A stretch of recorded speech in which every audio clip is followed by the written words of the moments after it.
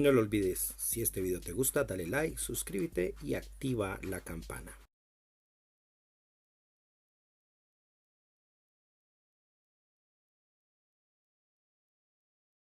Buenas noches, bienvenidos una vez más aquí a los jueves temáticos de Pablo y sus mundos. Hoy vamos con un tema que bueno, tiene que ver mucho en gran medida con el acontecimiento para muchos de mañana, ¿no? Y porque muchas veces las personas no conocen, no saben un poco las tradiciones que se celebran, de dónde vienen, cuáles, de dónde surgen, por qué están ahí y qué hacen y por qué hacen parte de nuestra vida. Y hay veces para muchas personas cuestionarse esto pues no es tan atractivo, no es tan cómodo. Sin embargo, es importante conocerlas y saber un poco de dónde se originan, ¿no? Si bien en el tema de hoy no voy a hablar directamente de la Navidad ni de su origen, ni las tradiciones previas que ayudaron a que se arraigara esto en el ámbito de la cristiandad, sí tendrá que ver mucho, sin duda alguna, con todo el tema central que hoy voy a trabajar y que voy a exponer. Sobre todo porque sé que es un tema que en últimas, de algún modo, siempre me están preguntando, o de algún modo siempre se cuestionan, y las personas no tienen, hay veces, muchas personas no tienen muchas veces claro la idea de cuándo surge eso que vamos a ver hoy. ¿Y de qué se trata? Pues ya lo había anunciado, se trata de cuál es el origen de las diferencias que hay y desde dónde comienza la diferencia entre el judaísmo y el cristianismo. Y bueno, el año pasado, en esta misma fecha, trabajé, que coincidió con ser propiamente el 24, creo que fue un día miércoles, si no estoy mal, fue un 24 de diciembre, pues no había mucha audiencia, pues lógicamente, pero igual dejé un, un video. Lo triste fue que no quedó grabado y fue muy bueno, o sea, salió muy chévere. Y traté sobre lo que le llamé en ese momento los 1000 rostros de Jesús. Y fue dar un poco todas las transformaciones que este personaje ha tenido a lo largo de los siglos, desde las visiones cercanas, propias, o por lo menos próximas a su propia cultura, hasta aquellas totalmente lejanas y donde el personaje ya está completamente desdibujado, que incluso comenzaron cerca de su propio época, de su propio periodo. Pero bueno, eh, ya es 23 de diciembre y mañana la cristiandad celebra la Navidad.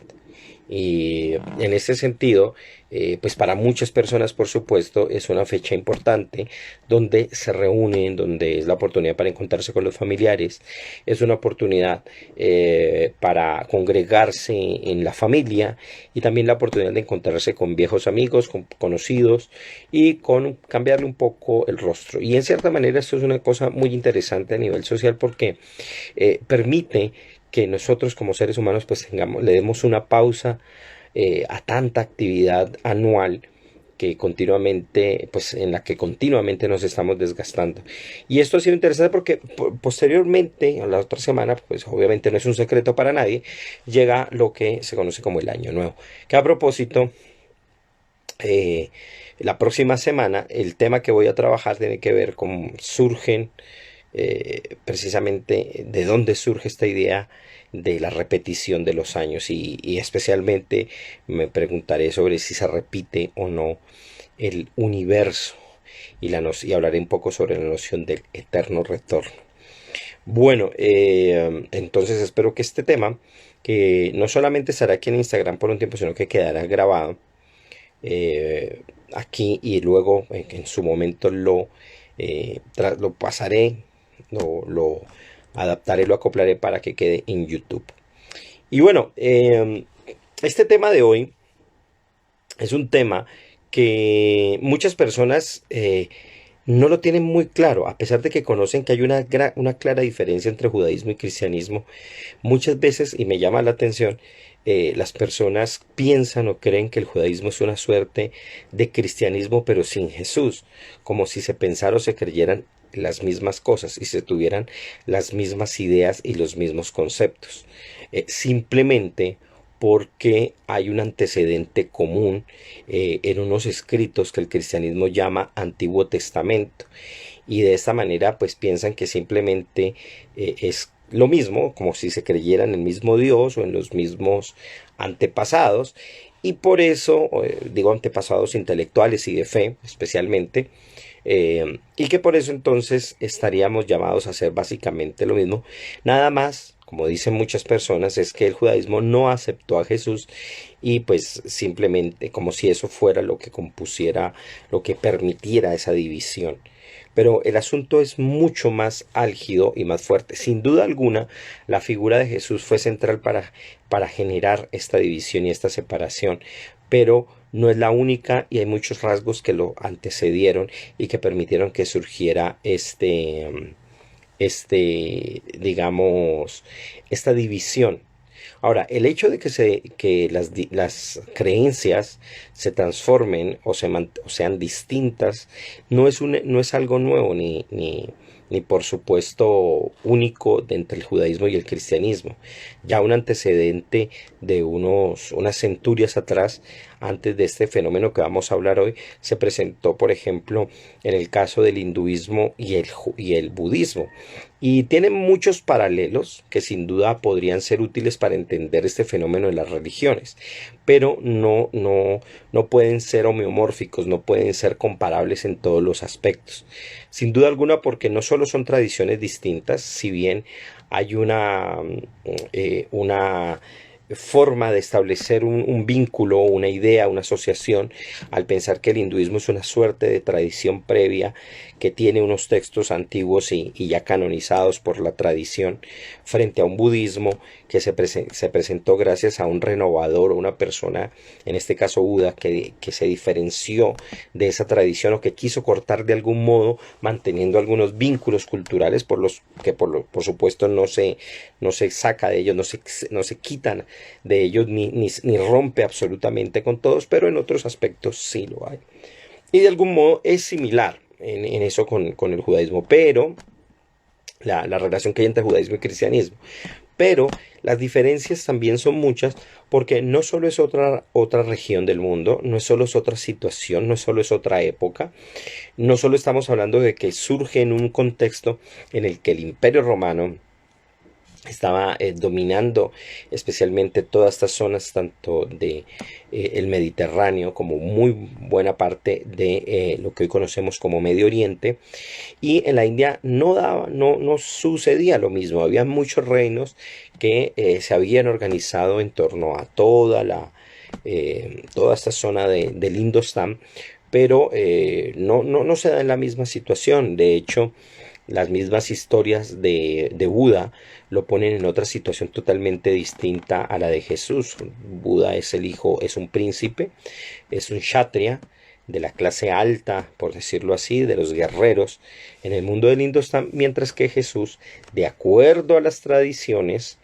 del cristianismo convencional, y ojo digo del cristianismo convencional porque con los siglos, incluso basándose en nuevas formas de leer los mismos textos del Nuevo Testamento, pues hay quienes han recogido y han pensado que el personaje tenía otro estatus diferente.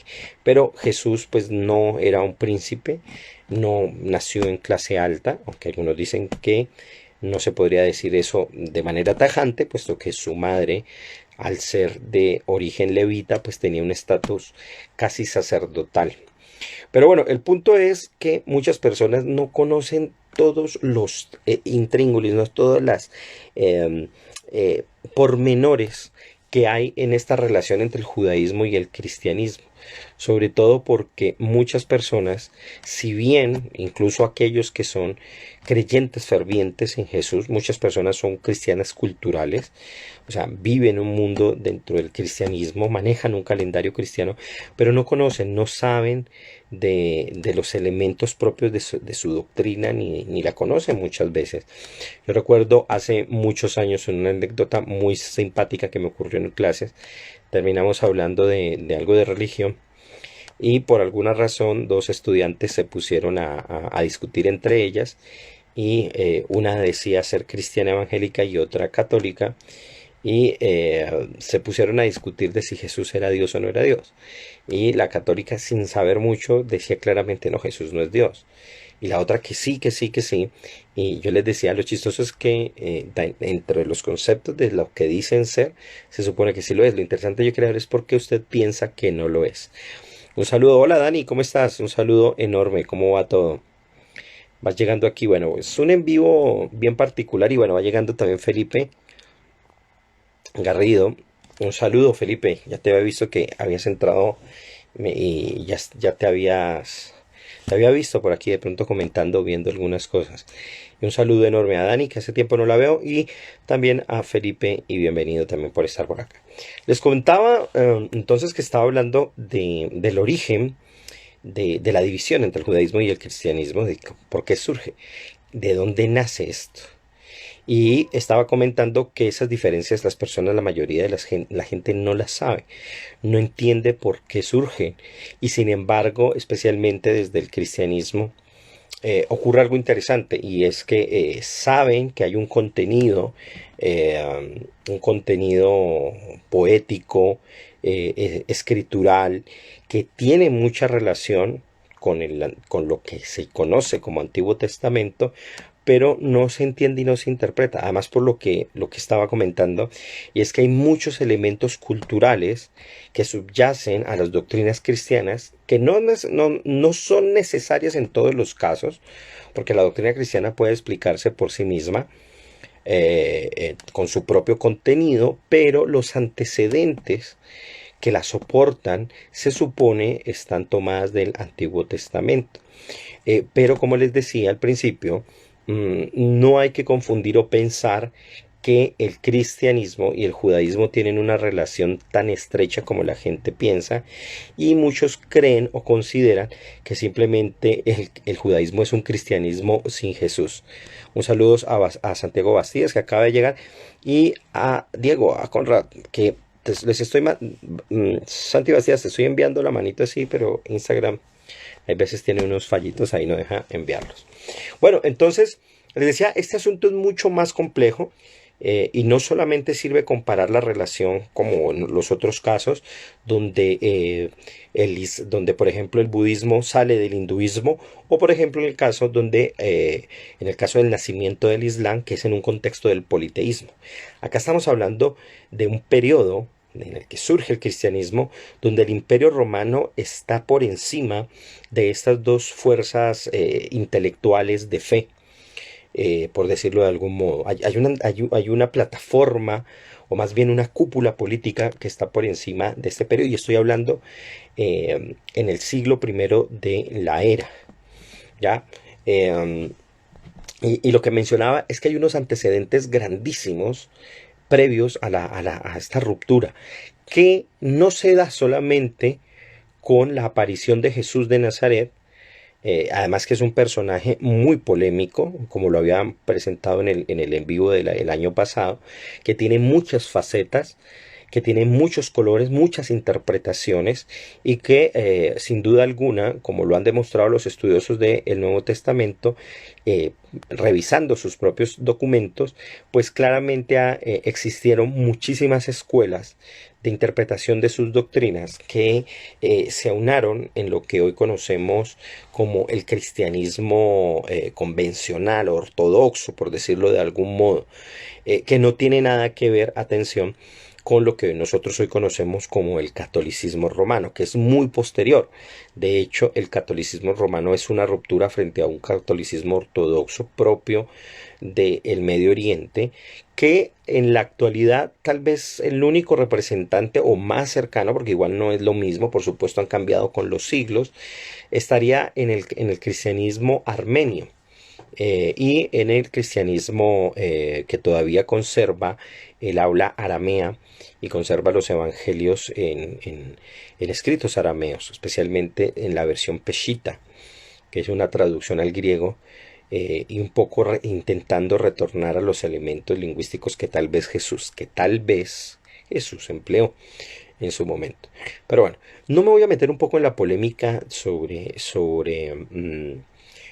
si son o no auténticos lo que se dice en el Nuevo Testamento sobre la historia de Jesús. Eso sería para otro tema totalmente distinto, sino que quiero enfatizar sobre el proceso y la ruptura que hay entre judaísmo y cristianismo. ¿Qué hace que se dividen?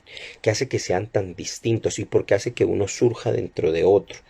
Y por supuesto, ahí estará el papel de la figura de Jesús, ¿qué es lo que hace que muchos nosotros de los judíos no aceptemos a Jesús como Mesías y el cristianismo o una parte incluso muy pequeña del judaísmo optó por eso, pero que tuvo un resultado muchísimo más grande en el ambiente gentil, en el ambiente no judío? Y bueno, como lo decía, hay muchos antecedentes para poder comprender esta situación. Ya no podemos partir de simplemente decir los judíos no quisieron aceptar a Jesús, Dios los castigó y suerte, y de ahí para allá cada uno armó su rancho y unos son la iglesia y otro es el pueblo elegido, entre comillas todo eso. Sino que hay unas cosas muchísimo más complejas que subyacen a ese periodo y que hicieron y permitieron que necesariamente se fueran a dar esas rupturas, y que es mucho más grande de lo que la gente piensa, al punto tal que yo soy un detractor, por decirlo así, de un término que se emplea muchísimo y que incluso intelectuales de gran talla lo siguen empleando sin examen alguno, y es el concepto de judeocristianismo. Yo digo, esa vaina no existe, no hay judeocristianismo, ni hay cultura judeocristiana. Cada vez que yo oigo eso, en la mayoría se lo he escuchado a una cantidad de gente, a grandes intelectuales, a mí me tirrian los oídos porque en realidad nunca existió una civilización judeocristiana. Es más, tengo muchas formas para demostrar, no es el punto ese, cómo una de ese conjunto, de esa palabra, creció en opresión a otra de las partes. Es decir, no hay judeocristianismo, sino que hay un cristianismo romanizado, helenizado, que se impuso sobre la cultura judía y por muchos años, por siglos, a lo largo especialmente de Europa, lo único que hizo esa segunda parte frente a la primera fue perseguirla, masacrarla, matarla, ya fuera en forma de pogromo, ya fuera en forma de gulag, ya fuera en forma de persecuciones, de cruzadas, de quema de libros, como quemar al Talmud o quemar otros libros hebreos, simplemente bajo el cargo de lo que se conoció en algún tiempo como deicidio. Es decir, no existe una cultura judeocristiana, no ha existido nunca. Lo que ha existido es una opresión en algún momento que ya con los años se fue calmando de algún modo, y que sin duda alguna el culmen de todo eso lo tuvo el Holocausto en el periodo de la Segunda Guerra Mundial. Entonces, y es fácil verlo, es fácil darse cuenta, porque lo único que pudo hacer el cristianismo durante muchos siglos fue tener un estado de polémica con el cristianismo y de antagonismo debido a muchísimas cosas. Que de cierta manera también se va a dar en ciertos sectores con el Islam, por lo que hay una fuerte tensión tanto en el mundo cristiano como en el mundo islámico, en el caso del Medio Oriente, especialmente las zonas de Arabia y Turquía, extendiéndose todo eso, donde van a nacer los dos grandes movimientos del Islam, que son el sunismo y el chiismo. Y la tensión va a estar es porque la tradición más antigua, más respetada, con un libro completo querido por un pueblo, pues va a estar dentro del pueblo judío. Y cada uno de estas religiones, y hoy me voy a enfocar en el caso del cristianismo, pues hace surgir un nuevo elemento dentro de esa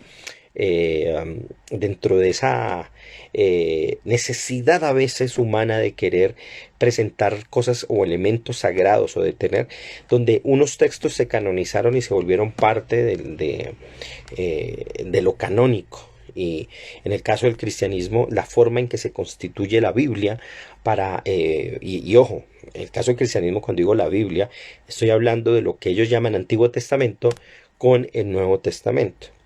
Acuérdense, y lo expliqué, si alguien quiere ver, aquí tengo la explicación de lo que yo llamé una verdadera introducción al Antiguo Testamento, donde explico realmente qué es para nosotros en el judaísmo eso, y cómo no en ningún momento no es ningún Antiguo Testamento, sino que constituye una colección de libros que nosotros llamamos Tanaj, que tienen diferentes etapas y periodos y concepciones del mundo, de nuestra relación con Dios y de las cosas que creemos o las bases de aquellas cosas que creemos.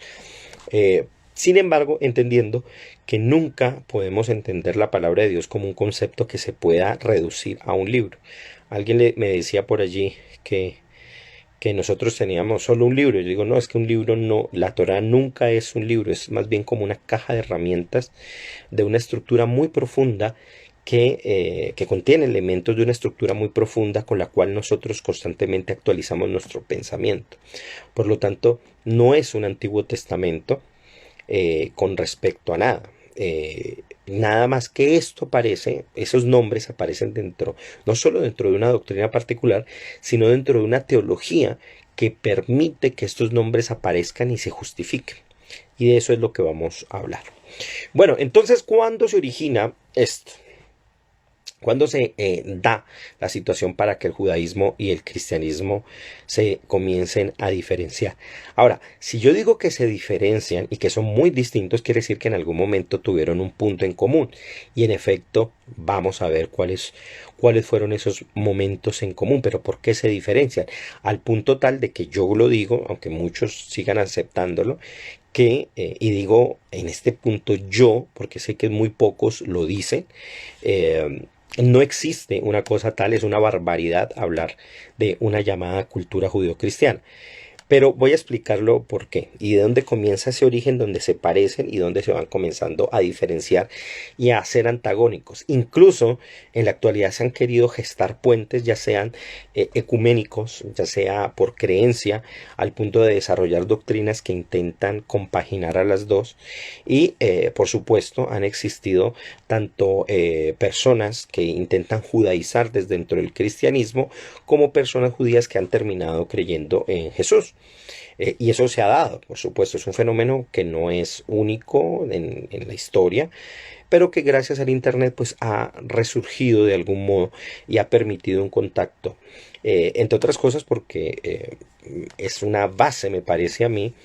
De hecho, lo sé porque en los procesos de conversión un capítulo importante es por lo menos que las personas se dediquen a entender qué son las otras religiones, especialmente, no exclusivamente, pero especialmente con respecto al cristianismo, la relación que el judaísmo tiene con el cristianismo y con el islam.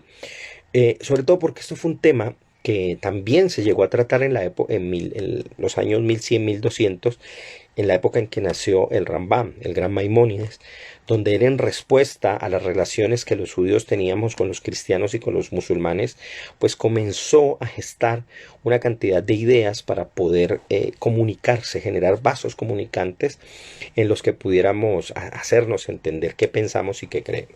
Pero bueno, entonces, para aquellos que van llegando, saludo a Luisita, que hace rato no te veía, Luisa, por acá, y Andrea, que va llegando también. Un saludo enorme. Lo primero es, voy a recordarles, sobre todo para aquellos que llegaron, y es uno, el judaísmo no es simplemente un cristianismo sin Jesús. O sea, no es que los judíos creamos lo mismo que los cristianos, pero salvo el hecho de que no creamos en Jesús. No, las diferencias son mucho más allá de eso. Cobijan muchas otras cosas. Dos, que es importante entender, que tenemos una tradición que por lo menos desde la época de Jesús hacia atrás va cerca de unos 2000 años atrás, solo empezando con los patriarcas hebreos, sin contar los antecedentes previos que hay a todos aquellos antecedentes no judíos, que el mismo Tanaj, el mismo Génesis, por ejemplo, el primer libro de la Torá, nos habla de los antepasados intelectuales que ya hay. Tres, que hay un elemento importantísimo que es importante entender que muchas personas no conocen, y es que el judaísmo tiene la Torá no es solamente un libro, sino, como ya lo mencioné, no solo un dispositivo cultural, espiritual, sino que hay al menos dos facetas. Una faceta escrita, que es lo que la mayoría de las personas conocen como la Torá, y otra faceta oral, que solo se transmite de maestro a discípulo, de generación en generación, bajo ciertas condiciones, y que explica el documento escrito. Eso implica además que, y anexo a esto, hay un manejo muy desarrollado, tremendamente desarrollado, de la literatura sacra a partir de la concepción que se tiene de el lenguaje sagrado, el hebreo. Es decir, es muy fácil darse cuenta la gran diferencia que tenían, por ejemplo, los escribas de el pueblo judío a la hora de transmitir los escritos de la antigüedad frente al descuido que los copistas tuvieron a la hora de transmitir las historias de Jesús en el Nuevo Testamento.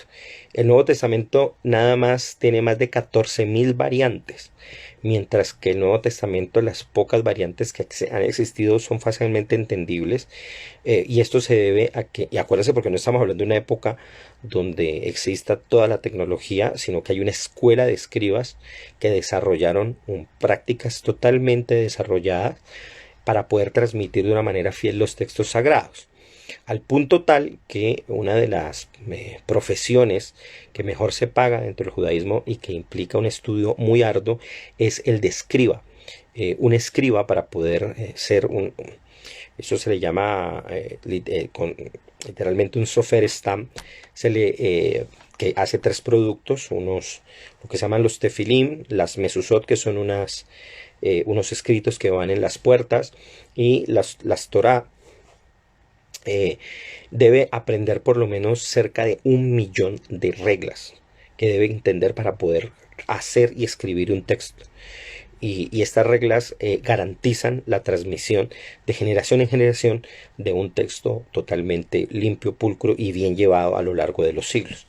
Bueno, teniendo en cuenta al menos estos 4 elementos, podemos entender, porque con ello ya se partía o se tenía una base de lo que cómo funciona, por lo menos ciertos elementos que tienen que estar en común en este discurso, en esta charla que voy a dar hoy. Mientras que por el otro lado, el cristianismo, si bien surge del judaísmo, surge bajo contextos, como ya lo había mencionado, de conflicto con el Imperio Romano. Surgen momentos de persecución y sobre todo de una muy fuerte lucha contra el imperialismo que Roma estaba haciendo en ese momento, en lo que para ese entonces se llamaba la Judea. ¿Ya? Y para poder entender un poco esto me voy unos cerca de 300 años atrás, de la época de Jesús, y tendríamos que remontarnos a la época en que se inicia desde Macedonia el proyecto helénico con Alejandro de Macedonia, Alejandro el Grande. Y a propósito de Alejandro, por acá va llegando Alejandro Acosta. Estamos hablando de tu tocayo del pasado, Alejandro. Y resulta que Alejandro Magno dominó desde muy joven grandes y vastísimas zonas que incluso iban desde Macedonia un poco más allá y terminaban en la India. Y en una de sus correrías él pasó por el pueblo de Israel y llegó a tener un vínculo bien interesante reportado en el Talmud con los sacerdotes. Sin embargo, a pesar de su proyecto de helenización, Alejandro Magno no fue impositivo ni tuvo ni hubo mayor problema alguno con el pueblo de Israel. Mientras que quienes sí tuvieron problema fue cuando muere Alejandro de Macedonia y todo su imperio se parte en 4 grandes secciones que comienzan a tener una disputa entre sí. Fueron sus generales los que comienzan a repartirse todo ese gran imperio. Y 2 de ellos comienzan a tener una pugna decisiva y que va a ser de un choque muy fuerte a nivel cultural, y sobre todo porque precisamente un área en disputa y un área donde estaba totalmente en conflicto era la de Judea, la del antiguo reino de Israel, que en ese momento estaba siendo, digamos que no podríamos decir, no eran reyes porque no se les podría llamar así de acuerdo a la tradición judía, pero había un liderazgo de las familias sacerdotales. En medio de todo eso, de esa lucha de estos dos poderes. Una de ellas era en Egipto estaban los Ptolomeos, y ahí va a aparecer un Ptolomeo importantísimo que es Ptolomeo segundo, y es quien va a hacer traducir la Biblia del hebreo al griego en una versión importantísima llamada la Septuaginta. Y ojo, porque esta versión es la que le va a servir a los cristianos en su proceso de predicación hacia el mundo occidental. Y eso es un elemento importante porque el cristianismo, luego de que se comienza a separar del judaísmo, se aparta del texto en hebreo y comienza a predicar desde la traducción, de la traducción de los 70. Para ese momento, más adelante volveremos a esa etapa, no hay un Nuevo Testamento. Lo único que se tenía era el Antiguo Testamento, y en algún momento era solamente en griego. Pero por el otro lado de este imperio existían, aparte de los Ptolomeos, otros descendientes, otros herederos más bien de Alejandro Magno, eran los Antíocos. Era una casta de sirios que habían adoptado muchos de los elementos helenísticos, y que querían continuar con ese proyecto, pero desde una vía muy distinta a la de los Ptolomeos. Con los Ptolomeos el pueblo de Israel la va muy bien. Todos los judíos que existían en ese periodo desarrollan una relación cultural muy fuerte, al punto tal que la población judía que se asienta en Alejandría es una de las ciudades más florecientes gracias a la capacidad del comercio, a la navegación, y a una cosa importantísima y una tarea que durante muchos siglos los judíos estaríamos ejerciendo a lo largo de los años, y es el papel de la traducción. Entonces, muchos de los documentos de la antigüedad pasaron por manos de escribas judíos que se asentaron en Alejandría, y que por supuesto muchas de las técnicas similares o parecidas a las que se emplearon en la traducción, la conservación del texto hebreo, se hizo de manera muy similar también con el griego, y se unieron junto a otros escribas de otras sociedades y trabajaron en conjunto en esta gran biblioteca. Mientras que del otro lado, en el lado oriental de Israel, los seleucos o los seleucidas, dominados por los antíocos, ahí hasta Antíoco Epífano V, VI, van a tener un conflicto muy fuerte, especialmente un Antíoco llamado Antíoco IV Epífanes. Él se hacía llamar Epímanes, una manifestación, pero la tradición lo llama Epífanes, el loco. Sobre este personaje nosotros hace poco tuvimos un recuerdo, porque es uno de los personajes antagonistas de la historia de Hanukkah, es decir, del tiempo de la dedicación, el tiempo en el que nosotros encendemos estas luces que por lo general suelen coincidir con la Navidad cristiana. Que a propósito es una celebración que en los mismos evangelios, creo que en el Evangelio de Juan, se menciona también como parte de la vida de Jesús. El punto es que ya ahí hay un ambiente de antagonismo, y tiene que ver con consideraciones pluralistas, pero también internacionales, no en disputa, pero sí en tal vez contradicción y tensión con condiciones locales muy precisas que se estaban desarrollando en cada uno de estos lugares que estaban siendo dominados por los imperios, y uno que fue especialmente, por lo menos en el que la historia se concentró de una manera muy interesante, es lo que va a ocurrir en Judea. De esto nos va a hablar muchísimo el historiador judío Flavio Josefo, y va a contar qué es lo que pasa en el famoso libro Las Antigüedades Judías, donde recoge una historia bien amplia de todo lo que sucede durante esta época y estos dominios, deteniéndose por supuesto en la época del dominio romano. Hay un antagonismo, especialmente como en los seleucos, como les decía. Logra la comunidad judía salirse de este yugo, no de los Ptolomeos, porque había una muy buena relación con ellos, sino con los seleucos, que quisieron, por diferentes situaciones que no entraré ahorita a explicar aquí, quisieron dominar al pueblo judío y se llevaron bastantes tensiones. Sin embargo, surge un grupo de jasídicos de ese momento, se les podría llamar así porque eran devotos, querían volver a imponer de algún modo una liberación y un dominio propio del pueblo, y lo logran porque logran hacer que los valores del judaísmo de ese tiempo, que querían ser borrados por parte de los seleucos, pues se volvieran a establecer. Y esto se llamó este fue el periodo de los macabeos. Y ellos dominaron mucho tiempo, siendo aún descendientes sacerdotales, que son los que dominan sobre el territorio de Judea. Ojo, un territorio muy menguado en comparación con el antiguo Israel, que era el de la época de Salomón. Y ya para esta época lo que existía era un segundo templo que había sido reconstruido luego de que los judíos habíamos vuelto del exilio de Babilonia en el año más o menos 570 y había vuelto a reconstruirse.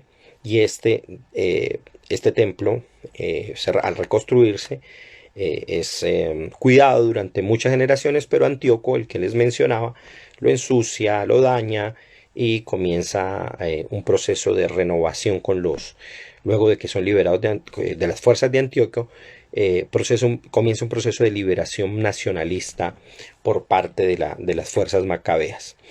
En ese contexto, y atención, va a surgir un movimiento que va a tener un impacto muy profundo en el siglo XX. ¿Y por qué en el siglo XX? Porque se va a descubrir nada más que en el año nada más ni nada menos que en el año de 1947, cerca del comienzo del Estado de Israel, se va a descubrir en el desierto de Judea, en una zona conocida como Qumran, una cantidad de manuscritos que por mucho tiempo se creyó que pertenecían a uno de los movimientos que nació y que surgió dentro del movimiento macabeo. ¿Y a quién estoy hablando? De los esenios.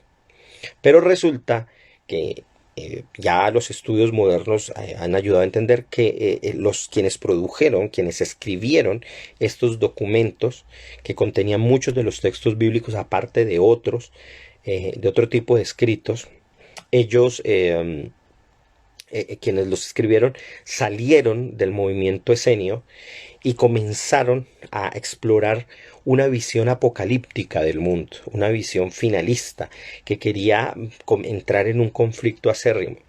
Y esto es importante porque aproximadamente entre el año 100, a 100 antes de la era, incluso hasta final de ese siglo, en la época en que se supone que Jesús nació, pues florecieron demasiados movimientos religiosos en Israel que se diferenciaban por los textos que tenían, por los textos propios internos de su propia secta, y aparecen movimientos como los vetusianos, que los menciona el Talmud, aparecen el movimiento de los esenios y el movimiento que ya les digo que nace dentro de ahí, que siguieron a un personaje llamado el Moré Sedek, el maestro de justicia, y que se separan alegando una cosa que también el movimiento fariseo, del cual vendrá el judaísmo posterior, el judaísmo rabínico, también va a alegar, y es que la casta sacerdotal, por la misma Torá, o la Torá antigua de Moisés, tenía prohibido absolutamente posicionarse como reyes. Y sin embargo, los descendientes de los macabeos, pues fundaron toda una dinastía que se apoderó y tuvo, y uno lee el libro de los macabeos, eso es una novela completa, toda una serie de complots y de cosas suceden allí, y ellos se toman el poder. Pero esto fue duramente criticado por los partidos religiosos, y entre ellos, uno de los que fue directamente acérrimo fue este movimiento de Qumran, que se opuso. Cuando uno lee la forma en que ellos vivían, las cosas que pensaban, las cosas que creían, y cuando esto fue descubierto en el año 1947, sin duda alguna la mente de muchos autores, de muchos escritores, de sacerdotes, de rabinos del periodo, hicieron volver las imágenes hacia la figura de Jesús de Nazaret. ¿Por qué? Porque muchos de los elementos que están contenidos dentro de estos escritos se repiten, ya sea en sus palabras, en sus expresiones, en algo del contenido en el Nuevo Testamento. especialmente algunos conceptos que Pablo de Tarso va a utilizar y que por supuesto van a servir de mucha controversia durante ese momento y durante ese periodo. Entonces el Talmud menciona que durante ese periodo cerca de 26 sectas distintas existieron en ese momento. Y ojo, porque la palabra secta no tiene ninguna connotación peyorativa, ¿no? Secta significa un sector, un grupo que se diferencia por una opinión. Y en ese momento el judaísmo era tremendamente pluralista. Sin embargo, quienes van a liderar y van a mantener, digamos, la figura de un judaísmo establecido y todavía potente, expresado y que expresa el contenido propio de la doctrina del judaísmo propiamente, es el judaísmo de los fariseos, que va a estar especialmente en antagonismo con los saduceos, que es un movimiento que opinaba totalmente lo contrario del movimiento. Digamos que los dos grandes, ellos, los saduceos, los dos grandes movimientos son ellos dos. Los otros son un poco como satelitales de todo esto, y sobre todo porque en los evangelios son los dos movimientos que van a tener una oposición clarísima. De hecho, y es muy chistoso porque la gente lee muy mal sus propias historias, quienes realmente son los que ocasionan la muerte de Jesús son los saduceos, no los fariseos. Y la gente por lo general piensa mal de los fariseos y popularmente la gente dice, uy, tan fariseo, ¿no? En referencia a alguien que es traicionero. Cuando uno revisa las enseñanzas y las doctrinas que los fariseos tienen, son las que se parecen más a las de Jesús. Y es más, es un fariseo, según cuentan los evangelios, José de Arimatea y el mismo Nicodemo, quienes le ayudan a Jesús. En cambio, quienes lo atacan más son los sumos sacerdotes o descendientes de la casa sacerdotal de Sadoc. De ahí vendrían, se supone, los sadoquitas o los sadoquim, vendrían los saduceos y son los que más atacaron a Jesús. ¿Por qué? Por las doctrinas tan distintas y tan diferentes que tenían unos con otros. Un saludo a Jorge que va llegando y también a Tati Valencia que va llegando. Jorge, te estoy enviando la manito de saludo, va desde acá porque no salió desde Instagram.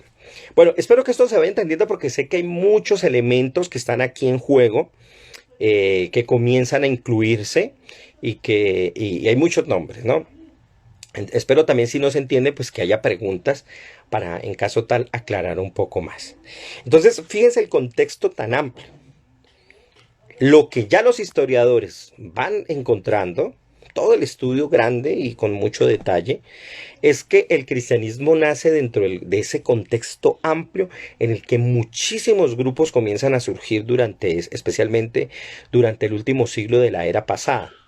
Ya, que entre otras cosas, y aquí vemos por qué tanto, incluso nosotros hablamos hay gente que se pregunta, bueno, ¿cómo así que 2000 años antes de Cristo? ¿Ya? ¿Y por qué desde Cristo comenzamos a trabajar esas cosas, ¿no? De hecho, nosotros en el judaísmo no hablamos así, no utilizamos ese término de referencia, sino que utilizamos antes y después de la era, igual que lo hacen los arqueólogos, para diferenciar un poco las etapas y no ponernos en problemas ni doctrinales, pero tampoco con clasificación histórica. No olviden que, por ejemplo, nosotros, en el caso del judaísmo, nosotros estamos en el año 5782, perdón, y nos diferenciamos, pues, por cosas tan grandes como el calendario, entre otra serie de cosas. Bueno, espero eso sí, bueno, y Tati me manda ahí la carita de saludo, espero que se me esté entendiendo. Y allí, en ese contexto, como les digo, es donde nace, donde va a nacer el movimiento de Jesús. Un movimiento que va a tener mucha afinidad con otra serie de movimientos que están allí. Otros de los que se me olvida mencionar son, por ejemplo, los celotes, que más que una otra secta de estas que mencioné, es un movimiento de carácter político religioso muy radical que buscaba la aplicación directa y conflictiva con el Imperio Romano, y que, si bien al parecer todo indicaba que tenía una doctrina muy similar a la de los, que tenía una doctrina muy similar a la de los fariseos, se diferencia por completo en la forma en que querían aplicar esta doctrina, puesto que ya buscaban un combate directo. De ellos van a salir un movimiento que se llaman los Sicae. De ahí van a salir, que se llamaban los Sicae porque eran los portadores de la sica. La sica era un pequeño puñal que se llevaba debajo y que servía para hacer un atentado directo a los soldados romanos. De ahí viene nuestra palabra sicario, ¿ya? Entre otras cosas, y eso ya va a venir por el lado del Islam, muchos siglos después aparecerían en el mundo del Islam unos personajes similares llamados los asesinos, que salió de una secta que se llamaba los Hashishin, que utilizaban el hashish como elemento pues para poder elevarse un poco y también ejecutar de una manera más fría o más directa sus asesinatos. Un saludo a Jimé, que acaba de llegar. Hola, Jimena. Y a Diana también. Jimé, te estoy mandando la manito así y no sale, pero la envío desde acá. Bueno, entonces en ese ambiente va a salir Jesús. De hecho, cuando ustedes lean los evangelios se van a dar cuenta que dentro de su propio círculo hay personas que parece ser compartían muchas de estas doctrinas y enseñanzas. Es decir, según narran los evangelios, Jesús tenía estudiantes fariseos, pero también celotes, pero también, sadoquitas sí, ¿no? Y ya lo voy a contar por qué.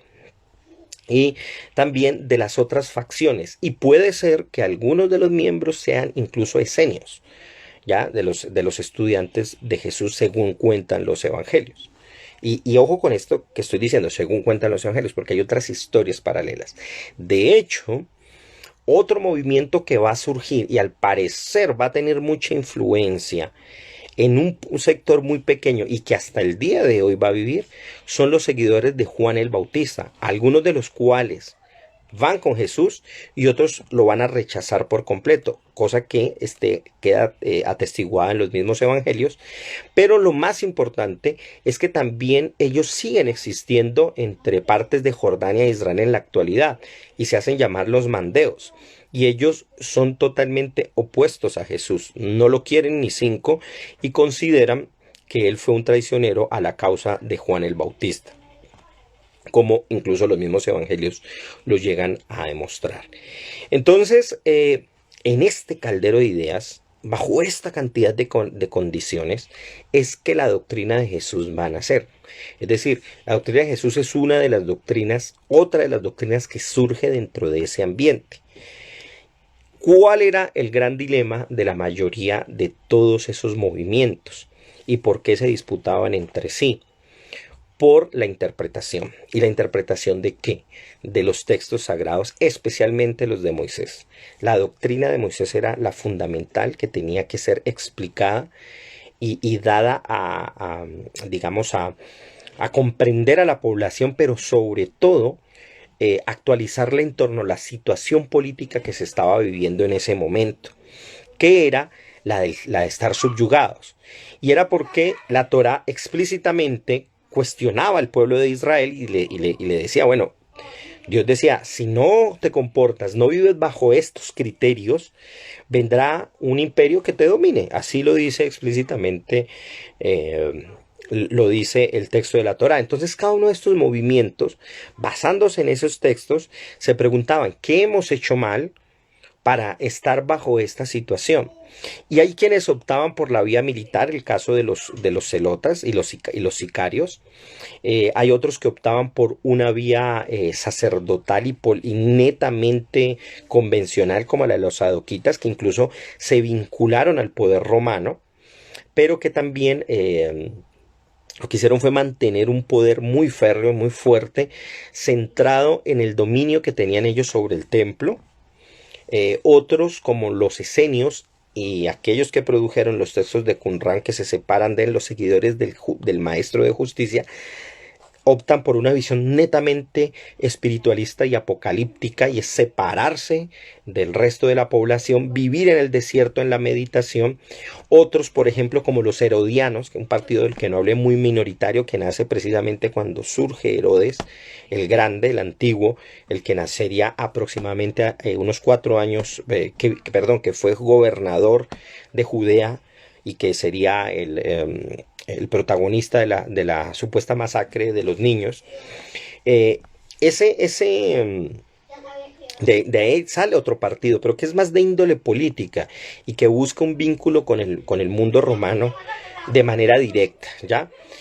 Mientras que habían otros movimientos que optaron simplemente por mantener la doctrina lo mejor posible bajo esa situación, que es, por ejemplo, el caso de los fariseos, que mantuvieron la línea de interpretar la Torá bajo los conceptos y la tradición del pasado.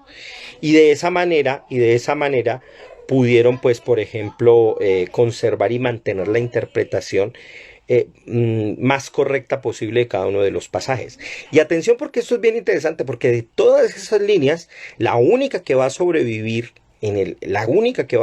hasta el presente sería precisamente la del fariseísmo, a partir del desarrollo de gestar dos textos cumbres del judaísmo que recogían parte de la tradición oral, y es precisamente la Mishnah y luego otra parte que se llama la Gemara, que constituirán lo que se conoce en el mundo judío como el Talmud.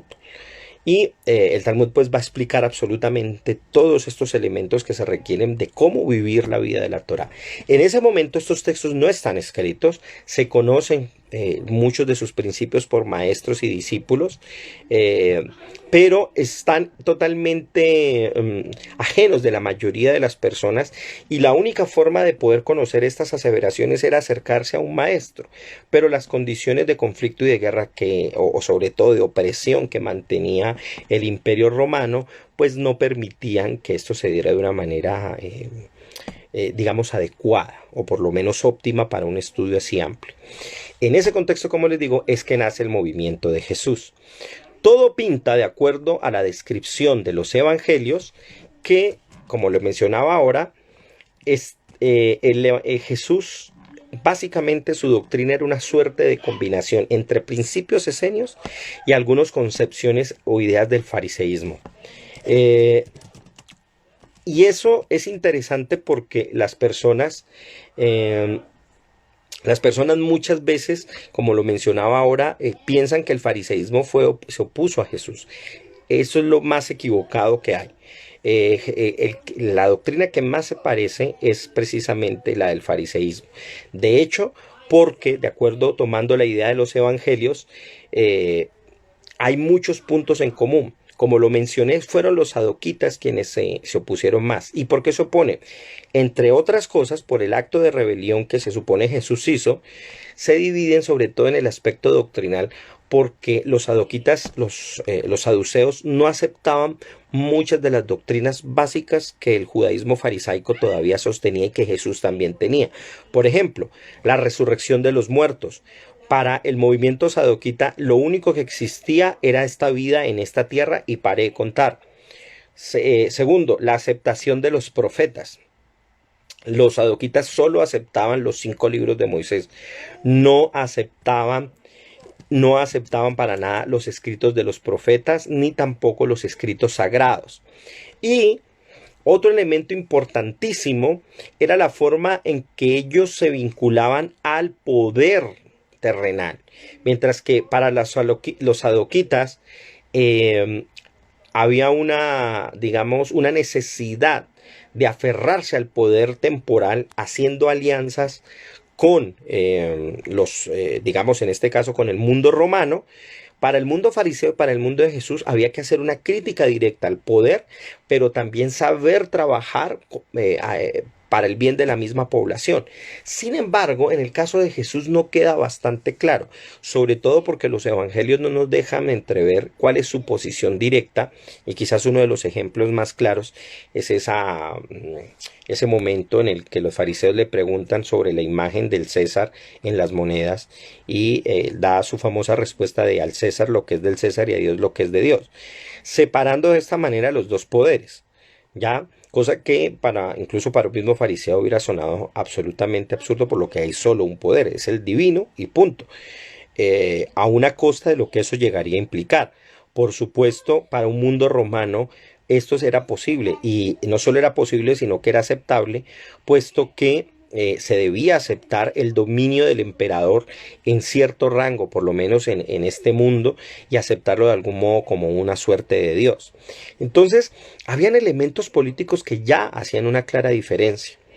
Estos, por supuesto, se fueron arraigando muchísimo más, y sobre todo fueron los que evidentemente terminaron matando a Jesús, tomando sus propias historias.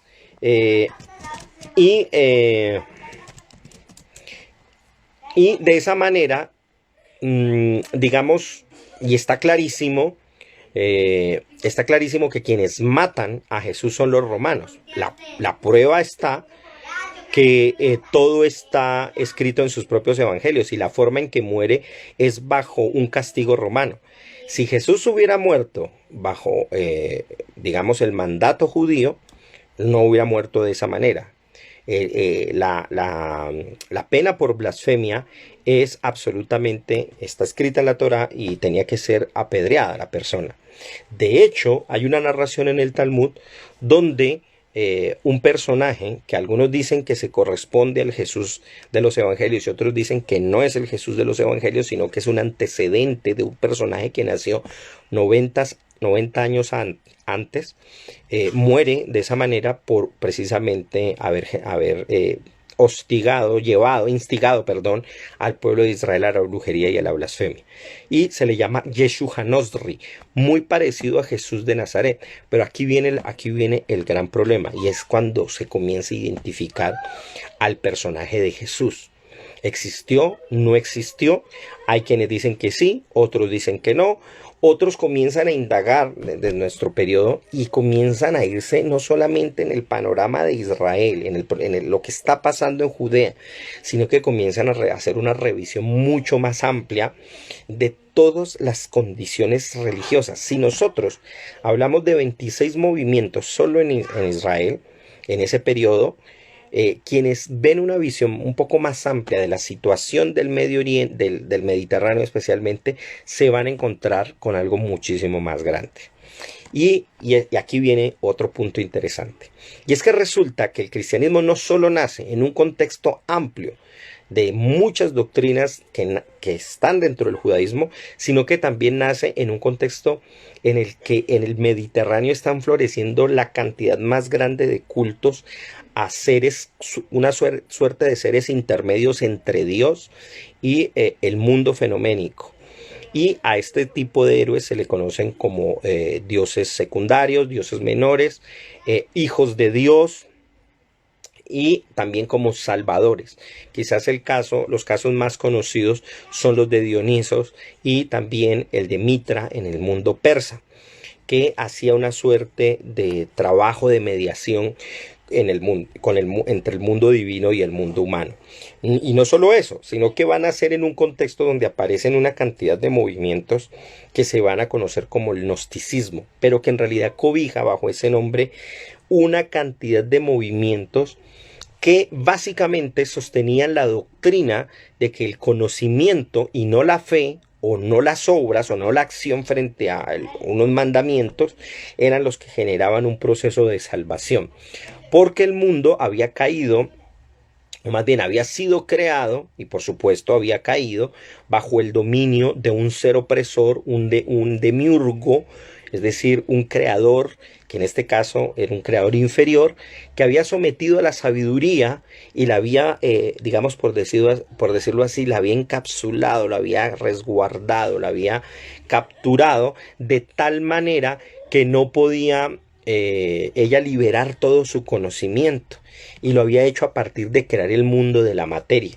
Por supuesto, estos movimientos que van a influir en el cristianismo van a hacer que se vaya comenzando a separar de la doctrina judaica. Y aquí viene un problema grandísimo, un problema muy grande, porque identificar exactamente cuál es la posición exacta de las enseñanzas tanto de Jesús como de sus primeros discípulos es tremendamente conflictivo. Y uno puede hacer un examen del Nuevo Testamento y puede encontrar de todo. Puede encontrar desde gnosticismo, puede encontrar de una suerte de judaísmo sectario, puede encontrar las diferentes escuelas que quisieron estudiar a Jesús, la escuela de Pedro, que está expresada en el Evangelio de Marcos, la escuela de Juan, que está por supuesto en el llamado Evangelio de Juan, la escuela de Mateo, que se acercaba muchísimo más al judaísmo, la visión de Lucas, que tiene una visión más internacional y muy amarrada al mundo romano, y por supuesto las versiones que Pablo de Tarso comienza a presentar dentro de sus epístolas. Sin embargo, la clave la va a dar una carta minoritaria para poder entender un poco más el enclave hacia el judaísmo. Y desde allí es que muchos van a decir se va a encontrar el origen del movimiento de Jesús. Resulta que hay una carta que cuando uno la lee, especialmente desde el mundo judío, tiene una particularidad, una carta del Nuevo Testamento, y es que parece básicamente una respuesta judía, y es la carta de Santiago, el hermano de Jesús, que en el texto griego, atención, no se llama Santiago, se conoce como Jacob, porque claramente, y ojo con esto, es una cosa bien interesante, especialmente que va a pasar en las traducciones, si hay algo que van a hacer los traductores de la Biblia a lo largo de los siglos, es generar procesos de desjudaización de los elementos básicos y lingüísticos que se van a encontrar tanto en el Antiguo Testamento y mucho más en el Nuevo Testamento. Es decir, traducir conceptos y palabras de una manera que cada vez alejen más al lector del vínculo que el movimiento de Jesús en el origen tenía con el judaísmo. Si bien al principio esto era un elemento importante, dado que el judaísmo constituía una tradición y un antecedente del mundo cristiano, en otro momento comienza a volverse un elemento de ruptura y de diferenciación, y del cual la Iglesia, especialmente la Iglesia católica, durante muchos siglos se alejó, al punto tal que ustedes pueden encontrar en muchas versiones de la Biblia en la actualidad que si ustedes ven el texto original se está haciendo alusión a un concepto judío, mientras que en el mundo cristiano se traduce de otra manera. Por ejemplo, el caso del sábado, muchas veces se suele traducir en lugar de Shabbat. Shabbat dice literalmente el texto, y claramente uno podría decir, bueno, pongan sábado, pero se traduce como día de reposo, para que inmediatamente la gente piense que estamos pensando en el domingo. Incluso hay muchas personas, yo a veces en conversaciones normal, ¿no? Hablamos de los días de la semana, y yo siempre digo el primer día de la semana, entonces me estoy refiriendo al domingo, porque el domingo es el primer día de la semana y el sábado es el último, y inmediatamente de manera mental la gente piensa lunes y piensan que el último día de la semana es el domingo, pero en realidad tal como es el orden es al revés. El lunes es el segundo día de la semana, el primero es el domingo, que entre otras cosas todo esto tiene una reminiscencia astrológica, ¿no? El Sunday en inglés todavía se sabe y se reconoce, es el día del sol, Monday, la luna, lunes, y así con los demás días. Bueno, el punto es, y ojo porque los calendarios van a jugar un punto decisivo. De hecho, háganse una pregunta, no voy a resolverla ahora y creo que ya la hice la otra vez. Nosotros estamos en el calendario occidental en diciembre, pero ¿cómo diciembre es el mes 12 si claramente está diciendo que es 10? Diciembre, noviembre es el mes 11, pero el nombre le está diciendo que es el 9. ¿Por qué es esto así? Bueno, tiene que ver mucho con los cambios y la forma en que se trastocaron los calendarios con el fin de transformar un poco la visión y alejarla en torno a lo judaico. Esto se da porque luego de todas esas doctrinas, y especialmente de la influencia que el gnosticismo va a tener en el movimiento de Jesús, las autoridades cristianas comienzan a interrogarse sobre qué vamos a hacer frente a estas dos cosas. Por un lado, no nos podemos judaizar, porque eso sería atenernos a todas las costumbres y a las doctrinas y sobre todo a las prácticas del judaísmo, de las cuales no podemos nosotros tomarlas todas, porque no podemos pedirle que todo el mundo haga Shabbat, no podemos decir que todo el mundo tiene que vivir una dieta kasher, es decir, comer bajo las regulaciones que la Torá escrita y la oral nos dice que debemos hacer. No podemos obligar a la gente, especialmente a los hombres, a tener un rito de iniciación, especialmente la circuncisión. Un dilema que, entre otras cosas, se va a dar y se va a expresar en el mundo, en el libro de los Hechos de los Apóstoles, donde hay incluso el primer concilio de Jerusalén, donde los apóstoles están dirimiendo qué van a hacer con las enseñanzas de Moisés. Entonces, ese lado no podían aceptarlo plenamente, pero tampoco lo podían rechazar, puesto que muchas de las profecías que anunciaban a Jesús y muchos de los elementos doctrinales, ellos podían tener un antecedente en la voz de los profetas y en la voz de la Torá. Entonces no podían desalojarse de ella, pero tampoco podían imitarla. De algún modo, el gnosticismo les presentó algunos elementos que le permitirían generar una visión de Jesús mucho más amplia, diferenciada del judaísmo, porque ya podían ver a un Jesús más espiritual, un Jesús que incluso llevó a muchos cristianos, y hasta el día de hoy hay quienes tienen opiniones de ese estilo, en tener una visión de un Jesús, por ejemplo, desencarnado, que era simplemente una aparición. Y aparecen doctrinas como el docetismo, ¿no? Que le decían al adepto, no, Jesús fue un espíritu, no fue un ente encarnado que se manifestó así, y toda su muerte y todo esto que él vivió fueron apariencias. Entonces van a existir una cantidad de debates en torno a qué hizo, qué no hizo Jesús, se van a hacer doctrinas en torno a eso, y ya por allí van a comenzar las grandes diferencias, no solo porque se quiere romper con el comportamiento y el vínculo que se tenía con el judaísmo en sus prácticas y en sus acciones y en sus mandamientos, sino porque además se van a incluir una cantidad de opiniones que ya no son de índole propia del judaísmo. En el judaísmo, tanto en la antigüedad como en la actualidad, muy poco se tienen en cuenta las opiniones en términos generales. Las opiniones no importan mucho en tanto que no me lleven a mí a tener o a comenzar desde esa opinión a generar acciones distintas que contradigan las acciones de la Torá. El judaísmo es más, en realidad, ortopráctico que ortodoxo. Es sobre qué hacemos más de qué pensamos, por lo que se considera que el pensamiento es una cuestión del individuo. Cada cual decide qué pensar. De hecho, el día de hoy, si usted quiere creer en extraterrestres, no hay problema. Si quiere creer en ovnis, no hay ningún problema. Usted puede creer en mundos paralelos, en lo que usted quiera creer. Sin embargo, siga actuando de esta u otra manera, como para mantenerse entre los vínculos del judaísmo. En cambio, en el cristianismo, dado que la figura central de Jesús es muy importante, se tenía que definir muy bien qué clase de persona era, y hubo demasiadas opiniones en el nacimiento del movimiento de Jesús, empezando por el mismo Pablo de Tarso, que se separa por completo del pensamiento de los apóstoles. Y ojo, porque aquí nos viene otro problema. La palabra apóstol, entre otras cosas, no es una palabra restrictiva de los 12.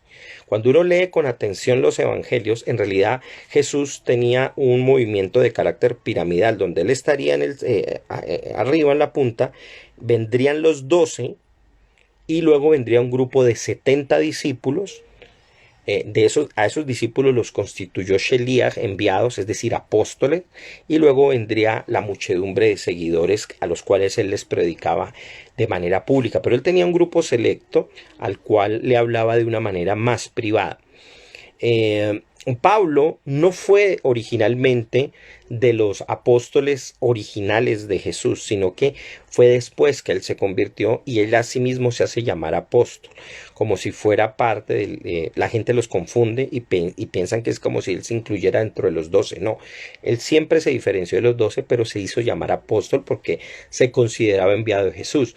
Y en la misma doctrina de Pablo no queda claro cuál es el papel de Jesús, especialmente en su relación con Dios. ¿Es Dios mismo? ¿Es el Hijo de Dios? ¿Es un ángel o una suerte de ser intermedio? Que incluso eso fue otra de las grandes doctrinas que existió antes de que el cristianismo se estandarizara en la visión católica, en la visión universalista, y es el arrianismo, movimiento doctrina que el día de hoy incluso lo llevan los testigos de Jehová, y es que ellos dicen que Jesús no es Dios, sino es una suerte de ser espiritual que Dios crea para hacer el mundo. Y ojo con eso. ¿Por qué? Porque ellos quieren recuperar a una figura que ya había nacido en el judaísmo, pero que va a hablarnos de una manera muy similar unos siglos atrás. Un tiempo atrás, casi un siglo atrás. ¿Y de quién estoy hablando? De Filón de Alejandría, que escribe buena parte de su obra planteándonos la idea de que el logos es una suerte de intermediario entre Dios y el mundo. Y el logos no era otra cosa que el alabar, la palabra que aparecía en los textos del Tanaj, de la escritura hebrea. Nada más que cuando se retoma en el mundo del arrianismo, cuando se retoma en el Evangelio de Juan, que es el que va a hablar del logos, va a aparecer como una suerte de figura intermedia, y por eso aparece la polémica de cómo traducir realmente el famoso pasaje del Evangelio de Juan, que dice en argen, en ologos, caiologos, prostonteos, caiteos, enologos. Es decir, que el logos estaba en el principio, ¿era Dios o no era Dios? Todos estos dilemas se van a dar en torno a la figura de Jesús. ¿Por qué? Porque él mismo no va a dejar explicada cuál es su relación y su naturaleza, y por lo tanto sus seguidores van a comenzar a dar una cantidad de cosas. En ese momento ya se ha perdido por completo toda conexión con el judaísmo. ¿Por qué? Porque se está hablando y se está especulando muchísimo sobre la persona y no sobre las acciones. Y ya se centraliza en disponer quién es alguien y no qué hacemos los seres humanos. En ese momento, para el judaísmo, esa doctrina ya ha caído completamente en idolatría. Es decir, se sigue a un individuo y comienza a tratárselo a él de una manera especial, de tal manera que las demás personas quedan desvinculadas de su trato con la divinidad por sus acciones. Entonces, en ese momento queda la ruptura, pero esa ruptura se va a generar aún más cuando vienen las condiciones políticas, viene la persecución, viene sobre todo algo que va a pesar muchísimo, que ya lo mencioné, y es la declaración de que el pueblo judío es un pueblo maldito por el hecho de haber matado a Dios. ¿Y eso cuándo surge? Cuando ya se identifica efectivamente a Jesús como Dios. Eso no ocurrió en todas las épocas del cristianismo, porque no se sabía si Jesús era Dios. Pero cuando ya se hace, entonces inmediatamente el pueblo judío se califica como un pueblo deicida. ¿Cuándo se va a hacer eso? Cuando ya la iglesia, y ya está establecida como católica, no, el cristianismo ya existía, pero cuando se considere universal, va a generar toda una cantidad de condiciones para que todas esas doctrinas dispersas que habían surgido, que habían tenido antecedentes en la diversidad de movimientos judíos, que habían tenido influencia en el gnosticismo y que luego habían sido depuradas por el catolicismo, especialmente por la influencia que tuvo Marción, que fue alguien que fue radicalmente gnóstico y quería quitar incluso el Antiguo Testamento y muchas de las referencias al judaísmo, porque consideraba que el Dios del judaísmo era un Dios del mal. Entonces él quería anular absolutamente todo. Cuando la iglesia depura eso, aleja a Marción, le da distancia al judaísmo también, y comienza a controlar la doctrina de quién es Jesús, o la idea de lo que es Jesús, entonces ahí es donde aparece el famoso credo de Nicea. en el año 325 aproximadamente. Y ese es el resultado también de un concilio llamado y convocado por Constantino el Grande, quien fue, de acuerdo a una visión que él mismo dice que tuvo, llamado y convocado por Dios para reunir a la iglesia en una sola idea, en una sola doctrina. Él era el emperador romano, y este emperador romano ya sabía, dadas las condiciones que en ese momento se daban, que el cristianismo era necesariamente la religión del futuro, de su futuro al menos, por lo que el crecimiento que había tenido el cristianismo, y de la manera en que había ganado adeptos de muchísimas otras religiones, del mitraísmo, de los cultos dionisíacos, que había ganado incluso adeptos en países y en partes donde el mismo pueblo romano no había podido llegar con sus armas. Él entiende que en ese momento debe aceptar el cristianismo y hacerlo parte de todo el Estado romano. Y de ahí en adelante el cristianismo va a ser una religión imperial, y va a poder extenderse por el mundo, y sumado a la ya incluso mandamiento expresado por Jesús de evangelizar y de hacer prosélitos, se va a sumar esto al aspecto militar y va a ser una potencia muy grande. En ese sentido, cada vez más entre el cristianismo fue apareciendo y fue expresándose en el mundo y fue captando más lugares y fue muchos elementos paganos cristianizándolos y filtrándolos a través de una simbólica naciente del cristianismo, pues cada vez más el judaísmo no solo se va apagando, porque el espíritu del judaísmo nunca murió, pero se va viendo cada vez más pequeño. No solo porque nosotros no buscamos prosélitos, o sea, no es una religión conversionista. Segundo, pues entre otras cosas porque no es una religión, es un pueblo que tiene algunos elementos de creencia, y por eso no se puede decir, como muchas veces personas confunden y piensan que es que el judaísmo es una religión universal. El judaísmo no es una religión universal, ni es una religión y no es universal porque no busca extenderse ni que todo el mundo la tenga que creer como una obligación. El cristianismo sí, y no va a menguar su estado de expansión hasta que 600 años después, bueno, 300 años después de las condiciones en que Constantino va a dejar esto, va a aparecer otro elemento importante dentro de la historia del mundo, y que va a cambiar y va a revolucionar buena parte del sector en que él nace, y es el Islam, cuando Mahoma se proclame también como otro profeta de Dios. Y sobre todo, luego de que muere Mahoma, uno de sus califas escribe el Corán y lo deja, porque el Corán estaba disperso.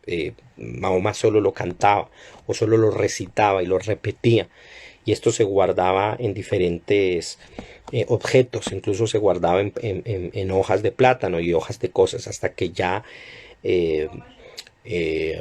un califa reúne todos esos documentos y los organiza como un texto.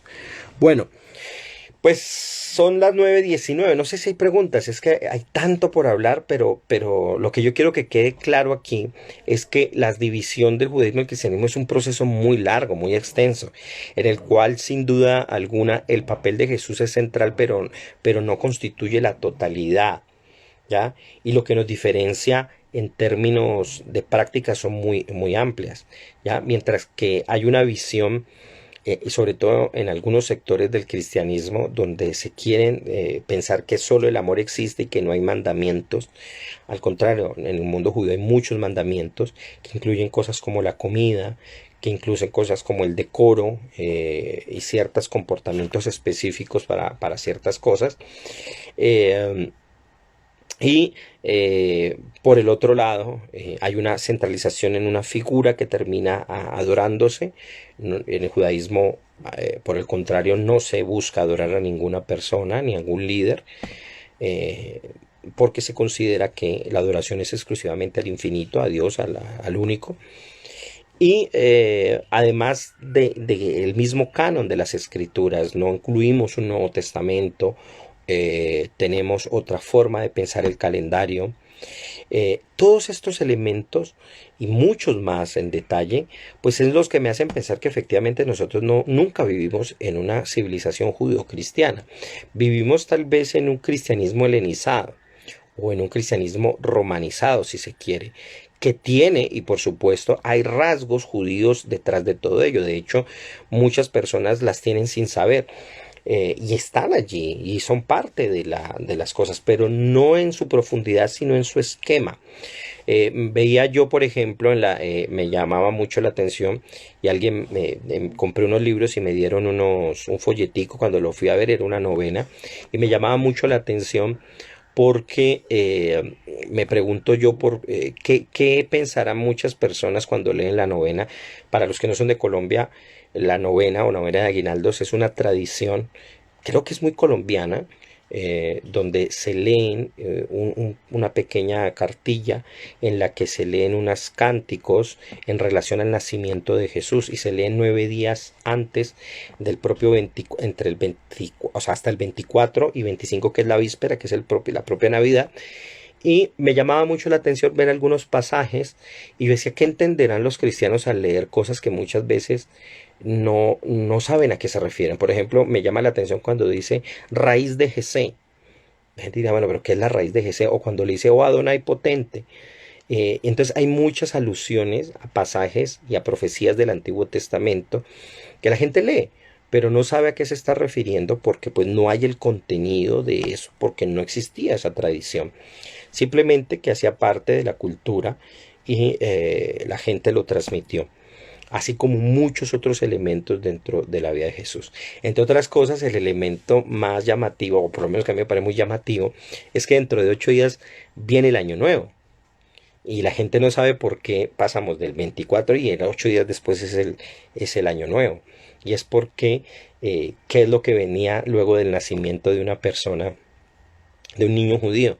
Pues venía la circuncisión. O sea, lo que no sabe la gente cristiana es que 8 días después lo que están celebrando es la circuncisión de Jesús, o lo que se supone es la circuncisión, según está relatado en el Evangelio de Lucas. Y eso es lo que se constituiría un año nuevo, se supone, pues. Aunque, como les digo, el tema del calendario es otra cosa, y los cambios y las formas en que se trastocó todo esto fue bastante particular. Bueno, no es más, no quiero aburrirlos, me parece que hasta ahí ha sido bien, no me gusta, son las 9:23, no me gusta hablar excesivamente, además porque hay cantidad de elementos y aquí solo los toqué de manera superficial, pero creo que pude explorar de manera interesante los elementos en que surgieron, cómo surge el cristianismo, bajo qué condiciones, qué posibilidades se dieron, por qué nace en medio de una cantidad de otras doctrinas. Y todo esto es con un fin bien interesante, y no es polemizar. La polémica no tiene ningún sentido, en el sentido negativo, ¿no? O en el sentido de terminar con, digamos, hablando o diciendo cosas de manera peyorativa cuando no hay ninguna cosa que... Lo interesante de todo esto es ver que lo que creemos, lo que pensamos, tiene profundidad histórica, tiene orígenes, tiene raíces, y que gustenos o no, practiquémonos o no, porque estoy seguro que muchas de las personas pues comen, así sean ateas, van a comerse un plato de Navidad, de Nochebuena, crean o no crean, van a aceptar su regalo, pero cuando uno entiende y cuando uno sabe de dónde vienen las cosas, las trata mejor y vive mejor con respecto a ellas. Y por eso se tranquiliza también con respecto a lo que significa para cada una de las personas, tanto al que las vive como al que no, como por ejemplo yo, que no, el 24 no es otro día normal, pero aprovecho también, por supuesto, para felicitar a la gente, para alegrarles el día y para hacerles sentir que es una muy buena oportunidad de reunirse con la familia, y para poder decirles pues que bueno, que pasen una feliz Navidad, que pasen un feliz año, que se integren con la gente, que aprovechen, pero que volvamos a esos cambios positivos. Es decir, en el judaísmo se dice que cualquier día, cualquier concepción que nos sirva para cambiar y para transformarnos es válida y es interesante y es importante. Entonces, bueno, No es más, espero que estas raíces, estas historias que les he contado aquí, de dónde viene, cómo surge, no se trata de que minimice o maximice aquello que creen, se trata de entender que está arraigada en el tiempo de la gente, que ha pasado por muchísimas etapas y que eso no le quita valor, al contrario, la constituye de una manera mejor y permite que nosotros nos relacionemos bien con las cosas, con lo que vivimos. ¿Vale? Un saludo muy grande entonces, espero que pasen muy bien mañana, que gocen bien, sanamente, sin locuras, para que no tengan nada después de que lamentarse, que coman bastante bien y que pasen una feliz Navidad y un feliz año. Pero sobre todo nos vamos a ver un día antes del final de este año, de este calendario, para trabajar precisamente el próximo tema que tiene que ver con qué pasa con el universo, ¿se repite o no? Así como repetimos los años, o por lo menos vamos de ciclo en ciclo. ¿Y qué pasa con el universo? ¿Es un bucle o no es un bucle? ¿Se repite o no se repite? Pasaremos por varias de estas nociones, las edades del mundo, las diferentes concepciones del eterno retorno, etcétera, etcétera. Noraima dice, así es, desearles buenas cosas a las personas, ¿sí? Que les esté muy bien y que sea una buena temporada y que aprovechen y descansen lo que sea necesario descansar para tomar fuerzas otra vez, que en este mundo necesitamos mucho descansar bastante y hacer pues muy bien las cosas. Bueno, feliz Navidad, que pasen muy bien, nos vemos la próxima semana y espero que este jueves temático les haya gustado mucho.